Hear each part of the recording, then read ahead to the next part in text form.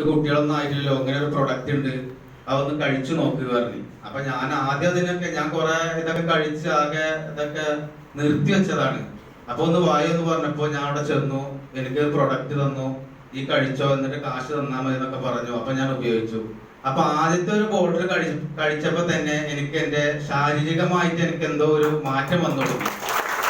അങ്ങനെ ഞാന് രണ്ടാമത്തെ ബോട്ടിൽ കഴിച്ചു.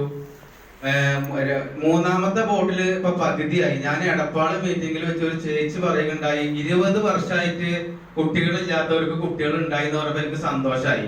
അപ്പൊ അതിന്റെ പിറ്റന്നാള് ഞാൻ ചങ്ങരംകുളത്ത് വെച്ച് ഞാൻ ലാബിൽ നിന്ന് എന്റെ കൗണ്ട് ചെക്ക് ചെയ്തപ്പോ 20% എന്റെ കൗണ്ട്. ഡോക്ടർമാര് പറഞ്ഞത് 15ഓ 20ഓ ആയാൽ നിനക്ക് സാധ്യത ഉണ്ടെന്ന് പറഞ്ഞു. എന്നോട് പറഞ്ഞു, ഇനി നിനക്ക് ചികിത്സ ഇല്ല, ഇനി ദൈവം സഹായിച്ചാൽ ചിലപ്പോൾ ഉണ്ടാവും, കഴിച്ചു നോക്കുന്നൊക്കെ ഡോക്ടർമാര് പറഞ്ഞത്. അപ്പോ ഈ ഐപൾസ് 2.5 ബോട്ടിൽ കഴിക്കുമ്പോഴത്തേന് തന്നെ എനിക്ക് 20% എന്റെ കൗണ്ടായി.